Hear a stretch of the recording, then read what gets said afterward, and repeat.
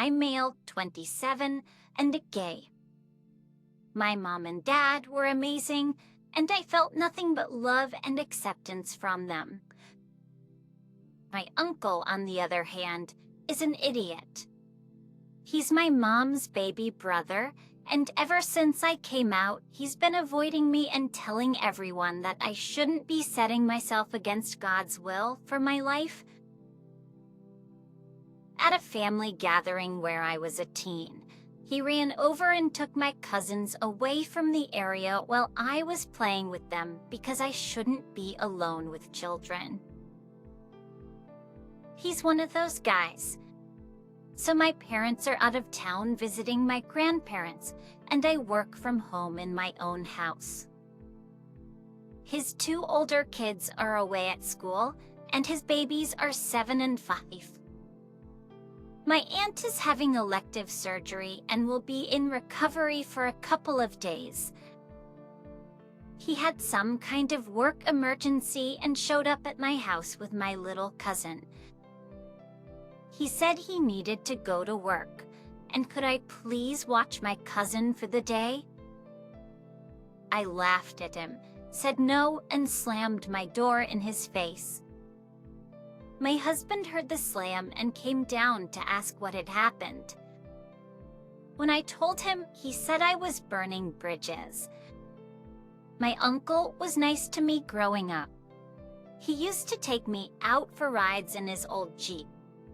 He was my hero, dropping me like I was nothing when I came out. I don't think I owe him anything. But now my parents are calling me, saying that I'm acting immature and that family is there for each other. He wouldn't even come to my wedding. He's treated me like crap since I came out, but I was impolite after he tried to get me to watch my cousins in an emergency. Am I the idiot? Not the idiot, but your parents, uncle, and husband are. You just returned the favor when he slammed the door in your face years ago. If the family is there for each other, according to your parents, where were they with that sentiment when your uncle was being a fool and not attending your wedding? People travel across the country to be there, and others who lived 30 minutes away who couldn't be bothered. I'm sorry, but that bridge was already burned. The uncle burned it and LP confirmed it. I hate this mentality so many people have that it's up to the victim to be the bigger person and build bridges with the people who hurt them when the people that hurt them aren't even apologizing. The uncle just needed to use him and would go back to hating him after he picked up his kids. Family gathering because he shouldn't be alone with children and hasn't had contact with Op for years. But now he thinks it's okay to leave even younger children with a grown man. Do not trust Uncle. And I would point out this discrepancy to anyone who says Op is an idiot. Uncle stopped being OP's family a long time ago. As my husband, 37 male, and I, 38 female, have a toddler son. We both work full-time, so our son is in daycare during the week. My job sometimes requires me to work weekends, which is much more common in the fall due to some types of programs we run with the public. But for September and October, I will probably work 2 to 3 weekends each month. I know this puts a lot of extra childcare on my husband, and he's told me numerous times that he doesn't like this aspect of my job because it limits his free time. When I have to work weekends, I take a day off during the week, but I use that day for errands and housework. I'm not off getting coffee and drinks with friends. I'm doing stuff for our family. Yesterday, I had a huge program at work. A inspection on its Mercedes, It was a big event open to the public, and I had to be there by 6:30 a.m., not getting home until after 6 p.m. I was wiped out when I got home. All I wanted to do was get ready for bed since I knew I'd be taking Monday today off. But I did hang out with our son and helped him prepare for bed before I crashed at 8:30 p.m. At about 2 a.m., our son woke up coughing and had a slight fever. I'm a light sleeper, so I woke up and tried to get him back to sleep, but he wouldn't go back down and was still exhausted. So I woke up my husband and told him he needed to get up and help with our son because he wouldn't go back to sleep, and I had zero energy. He grumbled about it a little bit, but he did get up so I could get some more rest. My husband woke me up this morning to tell me that he was leaving for work and that our son had still not gone back to sleep. He said he got tired of trying, so he turned on the TV and let our son watch cartoons while my husband tried to sleep on the couch. I asked him how he was feeling, and he said, "Well, I have to go to work after hanging out with a sick toddler all night, so I feel pretty crappy." I tried to apologize, but he cut me off and told me he didn't want to hear it. He said I knew I had today off and could have done more to help with our son so that he didn't have to stay up with him all night and then go to work. I told him he could take the day off and we could all stay home together, and he reminded me that he had clients flying in from out of state that he's meeting with today. I had completely forgotten that he told me that last week. Be left without saying anything else to me, and I won't lie, he looked exhausted. I feel bad, but I had a long day and I needed the rest. As he and I didn't plan on our son getting sick, but of course he fell asleep as soon as my husband left for work. I texted my husband that he finally got to sleep, and he replied, "Why the heck would you even tell me that?" Tell me that, but at least you two can get some rest now. I was with you until you started with the entitled lament. I was exhausted. I had the day off. I didn't plan for the kid to get sick. Look, every working and not working parent is exhausted. And you had the day off. So you're double the idiot for not even considering your hubby's schedule. Not the idiot. I feel people in general are really unfair about men versus women working a 12-hour shift. She probably woke up at 4 a.m. to get to work at 6 a.m. and spent 12 hours at work. She did help with childcare when she got home. It probably felt fair that the next time the baby needed help, it was the husband's turn. It's ridiculous to say that she had the next day off because she shouldn't be tired, but at the same time, say her husband had reason to be exhausted after having 2 days off. I, female, 30, had my son 2 weeks ago.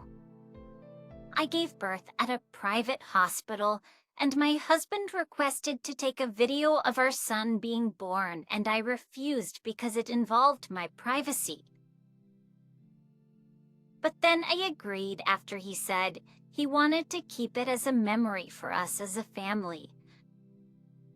Last night, we were visiting my in-laws, and I caught a glimpse of the video on my sister-in-law's phone. My throat closed up from the shock. The video was muted. I asked if my husband had sent her that video. She said yes. As a matter of fact, he shared it with the whole family. I couldn't bear it. I just walked into the kitchen where he was sitting playing a board game with his dad and blew up at him. I asked how he could do this to me, and he played dumb for a minute. I mentioned the video and how he shared what is considered private content with his family without even getting my consent. He acted like it was no big deal, but I kept scolding him. Finally, he yelled back, saying that this was not about me and that his family deserved to witness our son's first moments in his life. Finally, his mom came in, asking what the commotion was about, and his dad offered to get everyone to delete the video as a solution. His mom sided with him and agreed that it was about their grandbaby's first moments. I felt so overwhelmed, I decided to leave. He came home later saying that I made him look small when I started yelling and scolding him in front of his family. He insisted it wasn't about me and that he shared a video of the baby. He didn't understand how I took it, as he invaded my privacy and disrespected me. I refused to speak to him after that, and he's still acting hurt that I treated him poorly in front of his parents when I could have talked to him about it privately. He chose to push your boundaries by taking the video. He decided to lie about his intentions to gain consent for the video. He shared that video without your knowledge or consent. He minimized and blew off your feelings about all of this and tried to flip it onto you. Don't you dare apologize to that man. You are not the idiot 100 W's. The family deleting the video is a start, but will not fix the whole situation and the shattering of trust. He needs to acknowledge the enormity of what he's done and how he's manipulated and lied. He needs to appreciate exactly what he's done and offer some way to improve this. I can't believe he did that to you. I'm so sorry. I'd be filing a lawsuit against him and then divorcing him. But what he did is unforgivable. I'm so sorry he did this to you. Someone in his family should have jumped on him as soon as they received that video and told him how inappropriate it was for him to share your most personal private moment with anyone. Depending on where you live, that is in fact illegal. I'd also have the family delete the video, or you'll be going no contact, but that's a huge breach of privacy. This is divorce-worthy in my book. What other boundaries doesn't he respect? Take a long look at your marriage, because I find it hard to believe this is the only red flag. Get a divorce lawyer. If I were you, I would want to put no effort into this man or marriage. I would have my family over to help me pack up and leave him. There are men out there who would treat you with respect and be overwhelmed with gratitude that you had their baby. Your husband is not one of them. Leave him. My husband and I have been together for 2 years. We had a beautiful cat named Molly, whom he didn't have any issues with until recently. Last week, he kept complaining about how the cat was annoying him and how her mowing distracted him from working. Itinerarians, I replied to his complaints, asking why he was just bringing it up when we've had the cat for a year. He went off. He started yelling about how he put up with the cat because he loved me and that he couldn't bear to break it to me that he hated cats. I felt betrayed and angry since he wasn't honest with me from the start. The night ended with him apologizing and telling me that he didn't really want the cat. I agreed to give Molly to my cousin as I knew they would take great care of her. He seemed on board and I trusted him. The next morning, Molly was gone. I originally thought she had escaped or run away until my husband told me that he had sold her. I was distraught. He sold her to a random person on Gumtree without doing proper background checks and forms. I was furious and kicked him out. He's now texting me, calling me stupid for kicking him out and saying that he didn't deserve any of this. Welcome your cat back. He had no right to sell something that belonged to you. Take it to small claims if you have to and don't let your husband back in, ever. If someone can do this, knowing how much they'll hurt you, who knows what else they might do. That's solid grounds for divorce. Throw his stuff out into the street and change the locks. Dude, if my husband sold my cat after I'd already set up a place for the cat to go, who does that? This is not normal human behavior, utterly without empathy or kindness. I wonder if he needed the money for something. You need to find the Gumtree account. Contact the person and tell them the cat is yours and was stolen. Get the police involved if you have to, then keep the kitty and get rid of the horrible husband. I'm surprised Up let him convince her to give the cat away. I would never let someone come between my kitties and me, ever. Up, he had this planned before you worked out a compromise. You are going to wake up to your cat gone that morning, whether you agreed to rehome it or not. Get your cat back. Oh, the husband. Update. I think Molly's been found. I contacted shelters near me and asked friends to be on the lookout. One of my mutual friends worked at an animal shelter and confirmed receiving a multicolored Scottish fold yesterday. I think we've done it. Fingers crossed I'm going tomorrow. Thank you to everyone for their kind words and support. As for my ex-husband, I filed for divorce. He's never coming back into my life. Thank you again. Words cannot express how grateful I am. I'm living for your use of past tense in the comments about your relationship. As you should. Out of curiosity, though, how out of character is this behavior for him?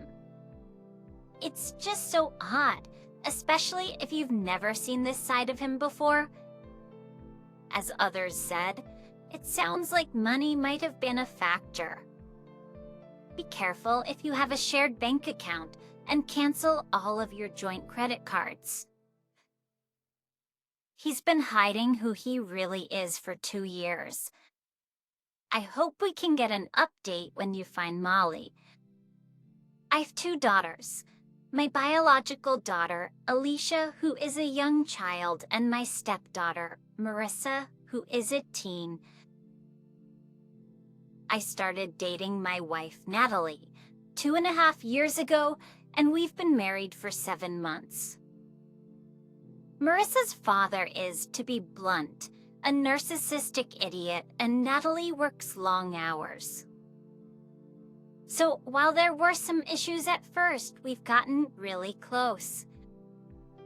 Plus, Alicia completely loves and looks up to her big sister. My sister May has been planning her wedding. I'm the best man. She wanted Alicia to be her flower girl, and our nephews were both involved.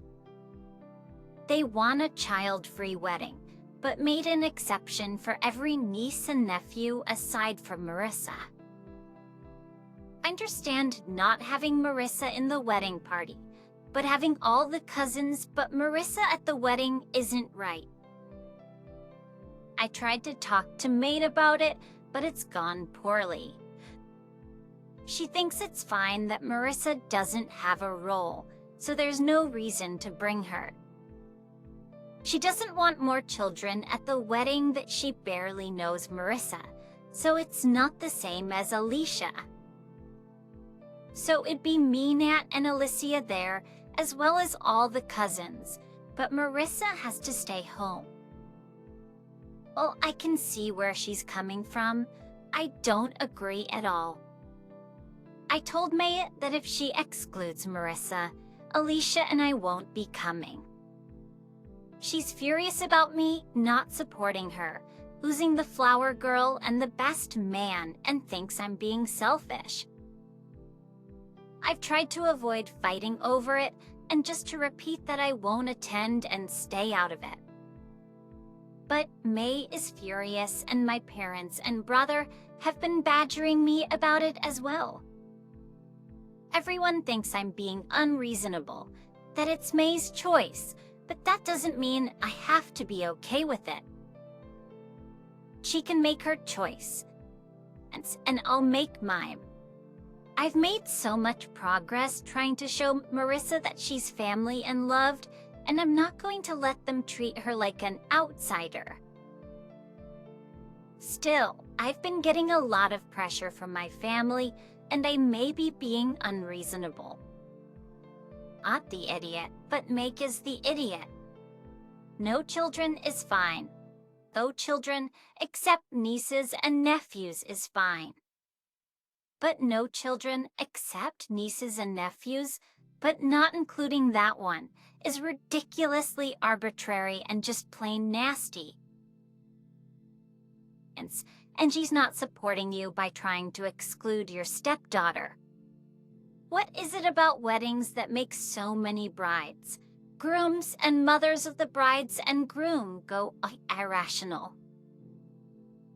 It's not a child-free wedding if there are certain hand-selected children there. Having a child-free wedding is fine, provided you understand that most people with kids aren't willing to sacrifice their limited babysitter time and budget for your wedding. However, having a wedding where you hand-select certain children to be your photo props and then resent them being there the rest of the time is what May is doing, and it isn't a child-free wedding. Yeah, the optics are especially horrible if the bride wants to use Marissa's sister Alicia as the flower girl. He props to you for sticking up for a child instead of bowing to the demands of an unkind bride. Lord help the world if she decides to have children. Stay home with both of your children, Api.